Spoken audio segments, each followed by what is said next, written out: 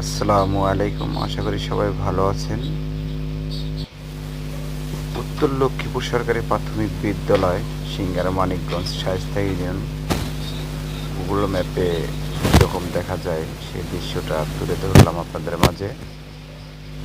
দেখতে পাচ্ছেন আমাদের প্রাইমারি স্কুল। আমাদের রাস্তার কাজ চলতেছিল তখনকার, হয়তোবা কিছুদিন আগের আপলোড করা গুগলের পিকচার।